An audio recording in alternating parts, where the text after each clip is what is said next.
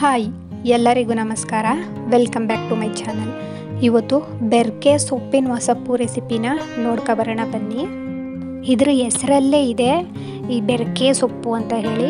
ಬೆರ್ಕೆ ಸೊಪ್ಪು ಅಂತ ಹೇಳಿದ್ರೆ ವಿಧವಾದ ಬೇರೆ ಬಗೆಯಾದಂತಹ ಸೊಪ್ಪನ್ನ ಕಿತ್ಕೊಂಡು ಬಂದು ಸಾಂಬಾರನ್ನ ಮಾಡ್ತಾ ಇರೋದು. ಇದು ನಮ್ಮ ಹೊಲದಲ್ಲಿ ಕಿತ್ತು ತಂದು ಸಾಂಬಾರು ಮಾಡ್ತಾ ಇರೋದು. ಈ ಸೊಪ್ಪಿನ ಸಾಂಬಾರು ಕೂಡ ರುಚಿ, ಹಾಗೆ ಆರೋಗ್ಯಕ್ಕೂ ಕೂಡ ತುಂಬಾ ಒಳ್ಳೆಯದು.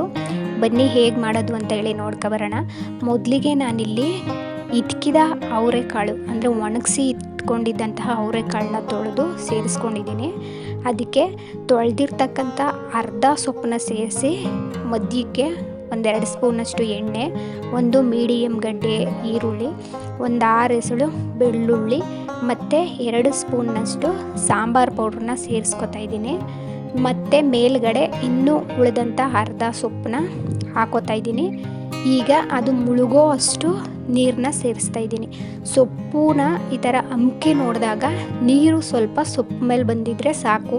ಅತಿಯಾಗಿ ನೀರು ಹಾಕೊಳ್ಳೋದ್ರಿಂದ ಸಾಂಬಾರು ತುಂಬಾ ತೆಳುವಾಗ್ಬಿಡುತ್ತೆ. ಅದು ಅಲ್ಲದೆ ನಾವು ಈ ಒಣಕಾಳನ್ನ ಯೂಸ್ ಮಾಡ್ತಾ ಇರೋದ್ರಿಂದ ನೀರನ್ನ ಒಂದು ಸ್ವಲ್ಪ ಜಾಸ್ತಿ ಹಾಕೋದು ಬೇಕಷ್ಟೇ. ಇನ್ನು ಬೇಳೆ ಆ ಥರ ಹಾಕ್ಕೊಂಡ್ರೆ ನೀರನ್ನ ಸ್ವಲ್ಪ ಕಡಿಮೆನೇ ಹಾಕೋಬೇಕಾಗುತ್ತೆ.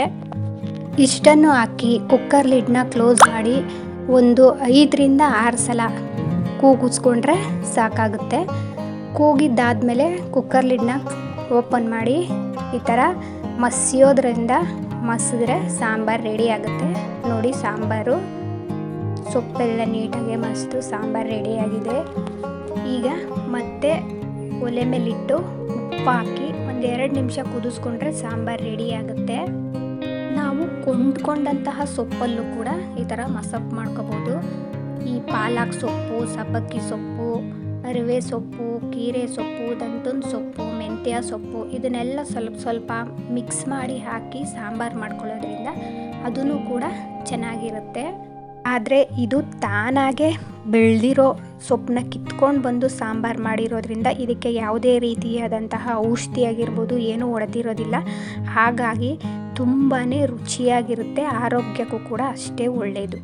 ಇವತ್ತಿನ ಈ ರೆಸಿಪಿ ನಿಮಗೆ ಇಷ್ಟ ಆಗಿದರೆ ಪ್ಲೀಸ್ ಲೈಕ್ ಮಾಡಿ, ಶೇರ್ ಮಾಡಿ, ಹಾಗೆಯೇ ಸಬ್ಸ್ಕ್ರೈಬ್ ಮಾಡಿಕೊಂಡು ನನ್ನ ಚಾನಲ್ಗೆ ಸಪೋರ್ಟ್ ಮಾಡಿ.